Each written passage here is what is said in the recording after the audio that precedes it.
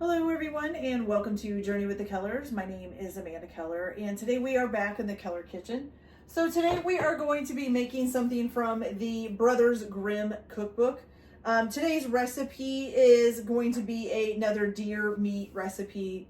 If you haven't seen some of the other ones, we have a bunch of deer meat in our deep freezer that was given to us or my husband bought or whatever. It's not really something most of the family likes, so we've been finding recipes in the cookbooks that I have to see if we like it in other ways. Some we do, some we don't. So this is our next one. This one is called Benjamin's Venison Stout and Chestnut Stew. So this is, let's see, from The Children of Lur, or Hans Christian Andersen's literary fairy tale, The Wild Swans.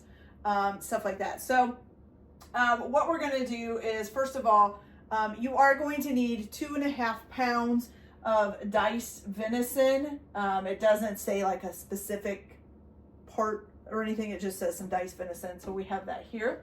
You also are going to need 1.5 cups of either pancetta or bacon that's been diced up or chopped up. I'm sorry. You're also going to need 1 small leek that's been trimmed, cleaned, and chopped. So I have that right here on the cutting board. You're also going to need 2 parsnips that's been peeled and diced, and then 3 carrots that have been peeled and diced.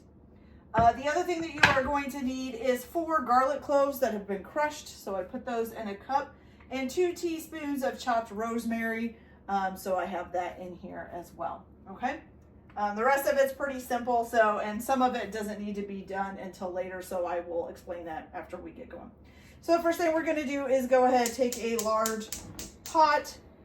You are going to melt 3 tablespoons, or not 3 tablespoons, I'm sorry. You're going to melt 1/4 cup of butter into this. Okay. And then what you're going to do is you are going to take, it says 3 tablespoons of flour, but since I just put some flour in here, okay? So put some flour in a bowl. You will be adding this in later. You can just not add as much if you don't want to, but you're just gonna put some salt and pepper in it. So here's some pepper. And some salt.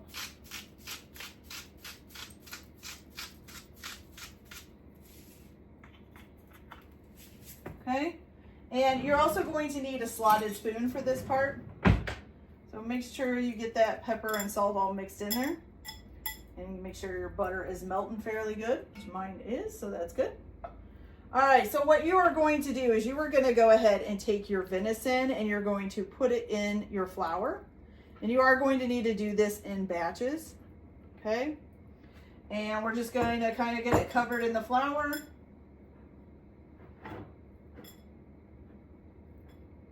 And you're just going to put it in here and brown it, okay? Which is why you need the slotted spoon.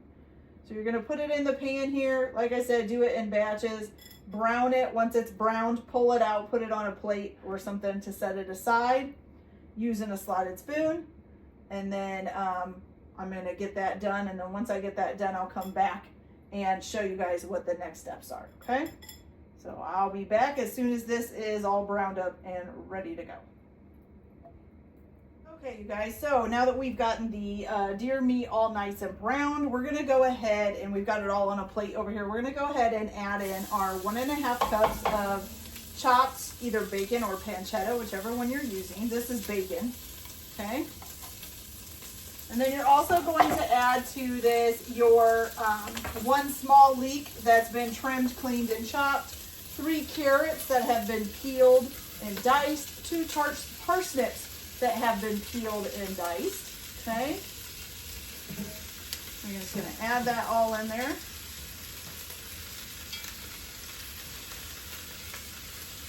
Okay. Give it a good stir. And you're just gonna fry that up gently for about 6 to 8 minutes until the bacon and all of that is lightly browned, okay? So I'm gonna go ahead and get this cooking up. And I'll be back as soon as this is ready and we'll go on with the next steps. So I'll be back in just a minute. Okay, so the bacon and veggies are getting a light brown here. So here they are, okay? So what you're gonna do now is you are gonna add in your 4 crushed garlic, what are they called? Garlic cloves. Oh my gosh, I'm so sorry. Okay, so you're gonna put in your 4 crushed garlic cloves. You're also going to put in your 2 teaspoons of chopped rosemary. So here's 1 teaspoon, and here's 2 teaspoons. Okay, and then also if you have any extra flour left over from, flouring the deer meat, you're going to put that in there. And is that it? Yeah. And you're just going to stir that up and let it cook for about another minute. And just keep stirring it for a little bit. Now, as you're doing this, you're probably going to see like some black stuff on the bottom of the pan from cooking the venison, and then it'll, from cooking this as well. And you want to just actually leave that in there. It's actually good if you can get it up. So I tried to scrape the bottom and see if some of it will come up, but once we put some liquid in here, it might even come up a little bit easier. So I would scrape the bottom once we put the liquid in, just because those little black bits and stuff will help give some flavor to this. All right, so we've been cooking that for about a minute now. Looking really good. Okay, so now you're going to go ahead and put in 2 cups of stout, which is basically like a kind of like a beer, and then 1.5 cups of 1 1/4 cups of beef stock. Okay, and I put mine both in here. So, I'm sorry, it's 2 cups of stout. I'm not sure if I said that. 2 cups of stout, 1 1/4 cups of beef stock. And you're going to pour that in. Okay. And then just stir it around real good. Like I said, try to get some of the bits off the bottom. The liquid will help get it up. So kind of scrape the bottom and get that stuff up. Get it added in. Okay. And you're going to kind of bring this to a simmer too while you're stirring it, okay? So you're just going to keep stirring it and bring it to a simmer. Once you've got it into a simmer, you're going to add your venison back into it, okay?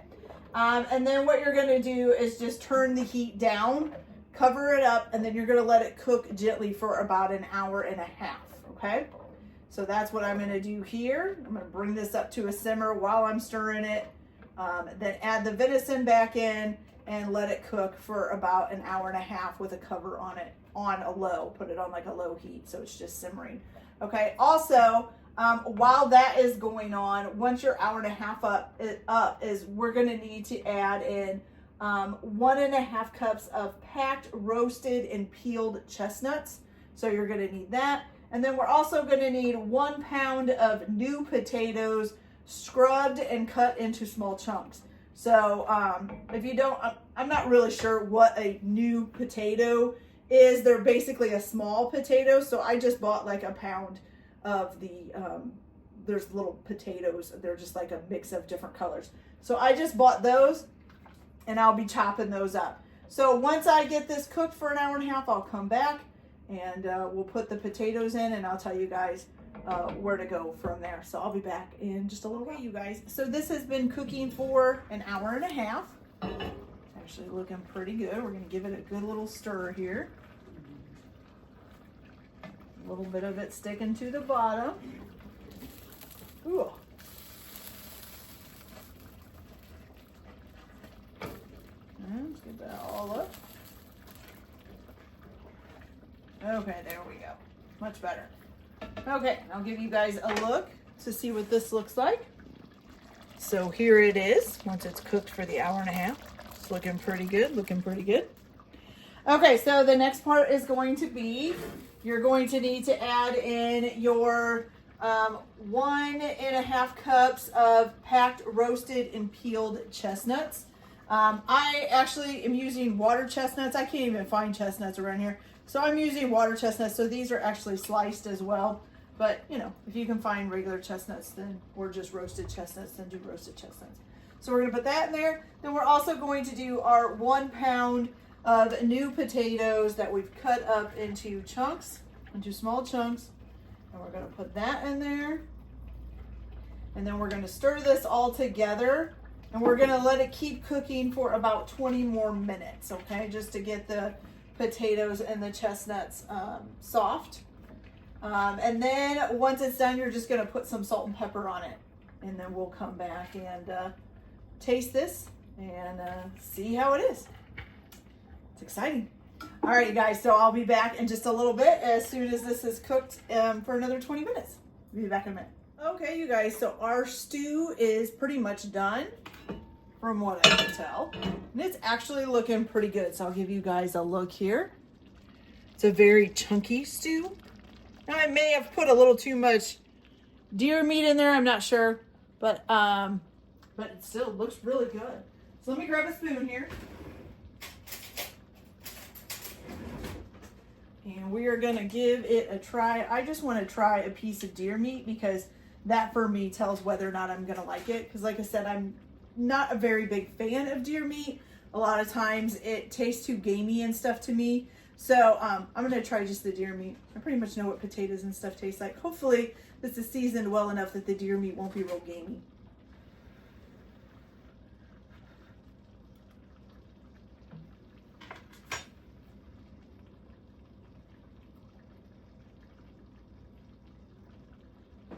Okay. Don't really taste any gaminess, so that's awesome. It does remind me a lot of like a roast beef stew. You know, you use the roast beef, not roast beef, but beef stew. It's kind of like the texture of that. It's not super chewy or anything. It actually almost kind of falls apart in your mouth, which is really good. That's kind of the way you want it. So it's not, you're not like chewing forever and ever and ever. And it's got a good seasoning to it. It's almost like a gravy. It's really nice how this is kind of, you know, really kind of thick and gravy-like. So you could actually, you know, serve this with some mashed potatoes or over some mashed potatoes or even whatever, even a baked potato, even though it's already got potatoes in it. You know, you could serve this over top of a lot of things. You don't just have to eat the stew by itself. So that is actually pretty good. I'm really glad that the gaminess is kind of gone out of the deer meat.